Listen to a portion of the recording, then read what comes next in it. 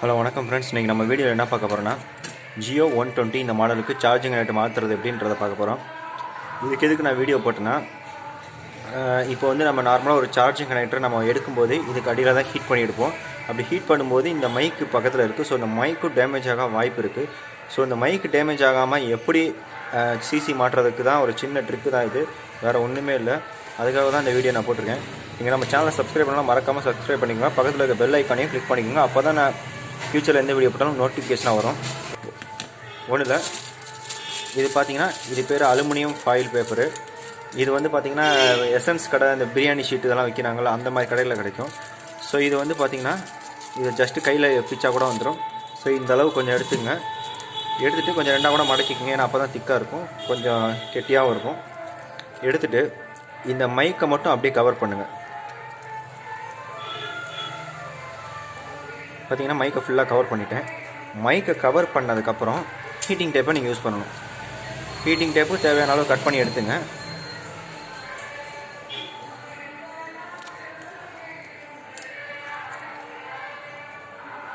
எடுத்துகிட்டு அப்படியே மாட்டி விட்ருங்க, ஒட்டி விட்ருங்க. நீங்கள் கேட்பீங்க இதுக்கு டேரெக்டாகவே ஹீட்டிங் டேப்பை ஒட்டிருக்கலாமே அப்படின்ற மாதிரி கேட்பீங்க. அப்படி ஒட்டக்கூடாது. அப்படி ஒட்டினோம்னா அந்த மைக்கு மேலே ஹோல்ஸ் எல்லாம் இருக்கும். ஸோ நம்ம இதை ஹீட் பண்ணும்போது இந்த ஹீட்டிங் டேப்பில் உள்ள பேஸ்ட் வந்து மெல்ட் ஆகி போய் அந்த மைக் அடைச்சிக்கிறோம். ஆனால் நம்ம அந்த அலுமினியம் ஃபாயில் பேப்பரை ஃபஸ்ட்டு, அது வெறும் பேப்பர் மட்டும் தான், அதிலலாம் இந்த பேஸ்ட்டுமே இல்லை.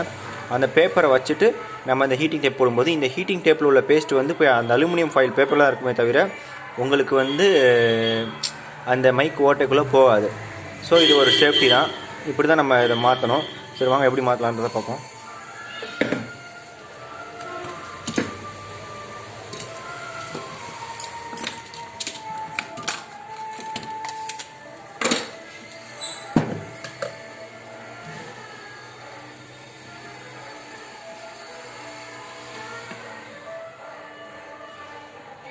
சிசி சேஞ்ச் பண்ணுறதுக்கு, அந்த பழைய சிசி கழட்டுறதுக்கு, புது சிசி கழட்டுறதுக்கு சால்ட்ரிங் ஃப்ளெக்ஸ் பேஸ்ட் யூஸ் பண்ணணும். இந்த சால்ட்ரிங்கிற இந்த ப்ளோயருக்கு யூஸ் பண்ணுற பேஸ்ட் யூஸ் பண்ணணும். இது வந்து அதிகமாக எடுக்கக்கூடாது, தேவையானதை மட்டும்தான் எடுக்கணும். ஏன்னா நீங்கள் ரொம்ப அதிகமாக எடுக்கும்போது அது மெல்ட் ஆகி கீழே போய் கரெக்டாக அந்த மைக் ஓட்டைக்குள்ளே போகவும் வாய்ப்பு இருக்குது. ஸோ கம்மியாக தான் நம்ம பேஸ்ட் எடுத்துக்கணும். இதிலே பார்த்தீங்கன்னா லைட்டாக மட்டும்தான் வச்சுருக்கேன். ஏன்னா நமக்கு வந்து அந்த பேஸ்ட்டு மெல்ட் ஆகி நமக்கு அந்த உள்ள லெட்டை மட்டும் நமக்கு மெல்ட் பண்ணி கொடுத்தா போதும், அந்த சிசியில் உள்ள லெட்டை. ஸோ அந்தளவு மட்டும்தான் நான் பேஸ்ட் அப்ளை பண்ணியிருக்கேன்.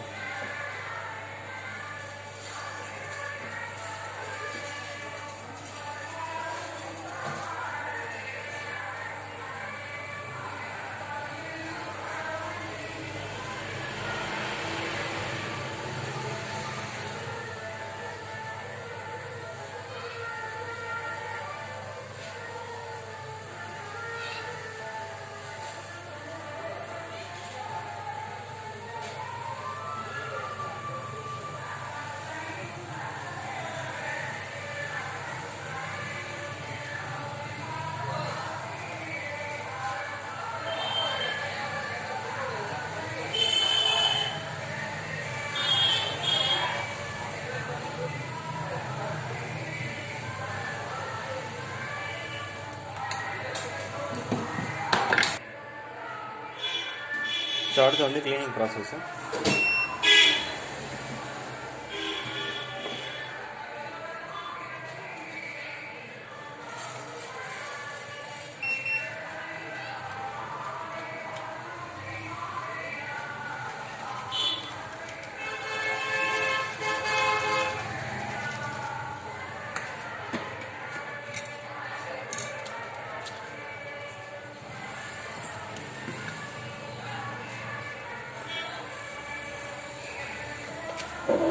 ஸோ வந்து பார்த்திங்கன்னா இந்த 5 ட்ராக்கில் ப்ளஸ் ட்ராக்னு நினைக்கிறேன், ப்ளஸ்ஸாக மைனஸான்னு தெரியல.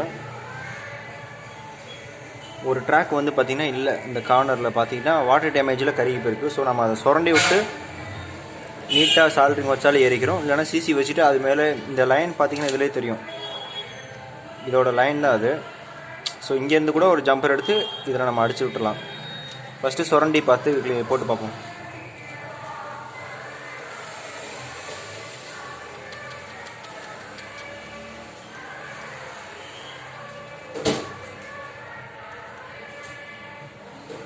சுரண்டியாச்சு, அதிலே ட்ராக் தெரியுது. ஸோ நம்ம அதிலே லைட்டாக எல்லோ பேஸ்ட்டு வச்சு அப்ளை பண்ணி லெட்டு வச்சு விட்டா சரியாயிடும்.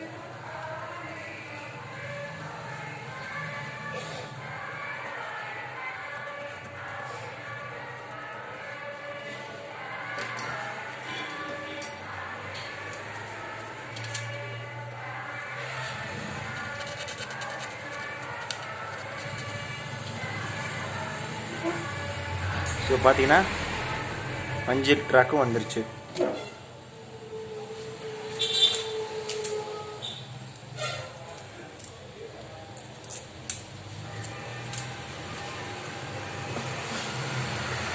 அதே போல் சிசி பார்த்தீங்கன்னா நேற்று சொன்னது போல் மல்டி சிசி தான், காமனாக உள்ள சிசி எடுத்துகிட்டு இந்த மாதிரி பெண்டை எடுத்து விட்டுறணும்.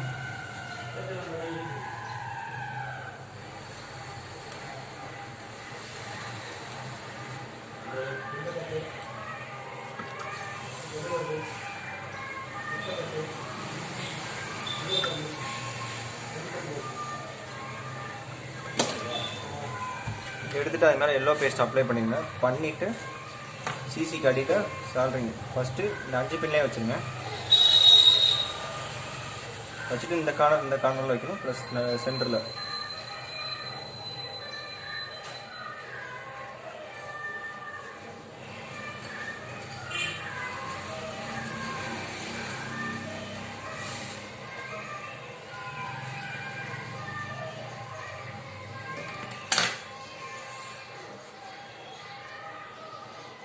வச்சாச்சு.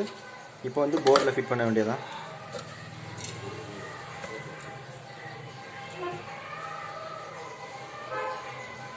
மறுபடியும் சேம் அதே ப்ராசஸ் தான். லைட்டாக மட்டும் சால்ட்ரிங் பேஸ்ட் எடுத்துங்க.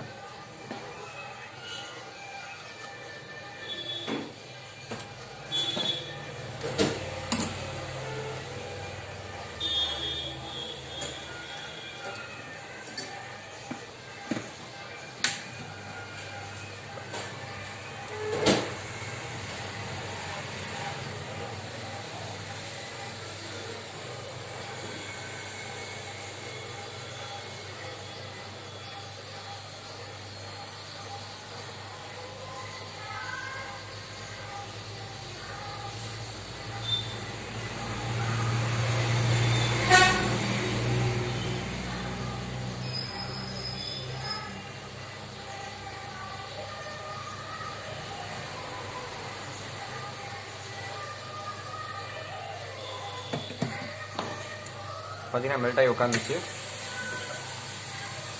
உட்காந்ததுக்கப்புறம் மறுபடியும் மேல் சைடு நம்ம இன்னும் வைக்கவே இல்லை. ஸோ மேல் சைடு லைட்டாக பேஸ்ட் அப்ளை பண்ணிவிட்டு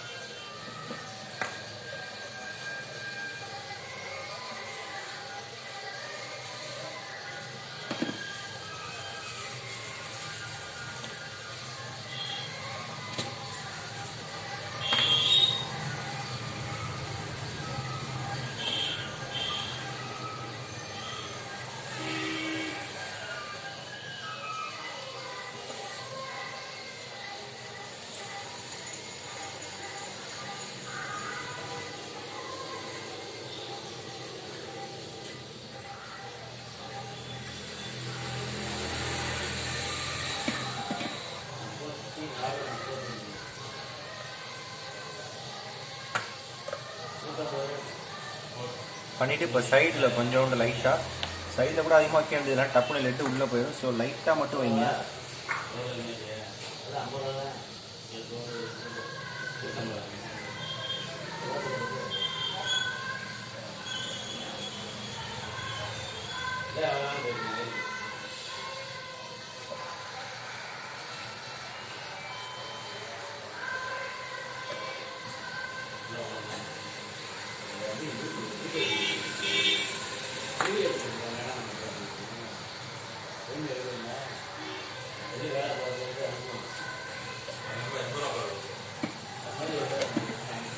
ஸோ பார்த்தீங்கன்னா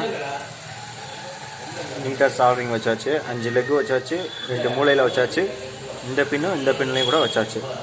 வச்சுட்டு கடைசியில் ஐப்பியும் அதே போல் லைட்டாக மட்டும் எடுங்க. ஏன்னா அடியில் மைக் இருக்குன்னா லைட்டாக மட்டும் எடுக்கணும். ஓவராக ஊற்றுனீங்கன்னா உள்ளே போயிடும்.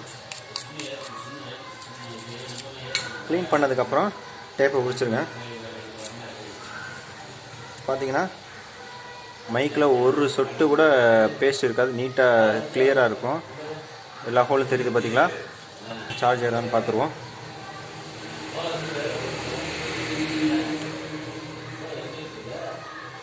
பார்த்தீங்கன்னா ஜியோவை பொறுத்தவரையும் பேட்டரியை மாற்றவே தேவையில்லை. ஒரு கஸ்டமர் வந்து செல்லு சார்ஜ் ஏறலன்னு ஃபஸ்ட்டு கம்ப்ளைண்ட் கொடுத்தாருன்னா ஜியோ பொறுத்தவரைக்கும் பேட்டரி ரிமூவ் பண்ணிவிட்டு சார்ஜரை டேரெக்டாக சொல்லி பார்த்தீங்கன்னா இந்த மாதிரி ரீஸ்டார்ட் ஆகும் லோகோ மட்டும். அப்படி இருந்துச்சுன்னா சார்ஜிங் கனெக்டர் கரெக்டாக இருக்குது, இதில் வர வோல்ட்டு கரெக்டாக இருக்குன்ற மாதிரி அர்த்தம். அதே போல் ஜியோவில் ஃபேக் சார்ஜ், அதாவது சார்ஜ் ரீட்டருக்கு ஏற மாட்டேங்குது அப்படி சொல்லி ஒரு ஃபோன் வந்தாலும் நீங்கள் ஃபஸ்ட்டு பேட்டரி கழட்டிட்டு சார்ஜரை மாட்டி செக் பண்ணுங்கள். இந்த மாதிரி லோகோ வராது. ஏன்னா ஃபேக் சார்ஜிங்கில் வந்து ப்ளஸ் மைனஸ் மட்டும்தான் கனெக்ட் ஆகிருக்கும். ஸோ இந்த மாதிரி ஆன்லாம் ஆகாது. அதுக்கு நீங்கள் என்ன பண்ணுறீங்கன்னா ஃபேக் சார்ஜிங்க்கு சிசியை மாற்றிட்டு இந்த 5 லெக்கையும் கரெக்டாக பற்ற வச்சுருங்க. சப்போஸ் ட்ராக் கட் ஆகிடுச்சுன்னா அதோட ட்ராக் கண்டுபிடிச்சி ஜம்பர் அடிச்சுருங்க. அப்போ தான் வந்து ஜியோவில் வந்து ஃபேக் சார்ஜ் ஏறாமல் இருக்கும். ஜியோ பொறுத்தவரை 5 பின்னு கரெக்டாக இருந்தால் மட்டும்தான் சார்ஜ் ஏறும். இல்லைனா சார்ஜர் சிம்பிள் மட்டும் காட்டி சார்ஜ் ஏறாது. யார் கஸ்டமர் செல்லை கொடுத்தாங்கன்னா நீங்கள் வந்து பார்த்துட்டு இப்படி சார்ஜரை கனெக்ட் பண்ணி பார்த்துட்டாலே தெரியும். இப்படி சார்ஜரை மட்டும் கனெக்ட் பண்ணி இந்த மாதிரி லோகோ வந்துருச்சுனால செல்லை கலட்டாமலே உங்களுக்கு சிசியில் கரெக்டாக இருக்குது, பேட்டரி தான் கம்ப்ளைண்ட் அர்த்தம். அப்படியே கன்ஃபார்ம் பண்ணிடலாம். ஒன்று பேட்டரி கம்ப்ளைண்ட் ஆகும், இல்லை சார்ஜர் கம்ப்ளைண்ட் இருக்கும். சப்போஸ் இந்த மாதிரி லோகோ வரலைன்னா தான் நீங்கள் சிசி செக் பண்ணுற மாதிரி இருக்கும். அவ்வளோ ஃப்ரெண்ட்ஸ், வீடியோ பிடிச்சிருந்தால் லைக் பண்ணுங்கள், ஏதாவது டவுட்னா கமெண்ட் பண்ணுங்கள், உங்கள் ஃப்ரெண்ட்ஸுக்கு ஷேர் பண்ணுங்கள். அப்படியே கீழே வாட்ஸ்அப்பில் டிஸ்கிரிப்ஷனில் லிங்க் இருக்குது, அதை கிளிக் பண்ணி நம்ம குரூப்பில் ஜாயின் பண்ணிக்கோங்க. Thank you friends.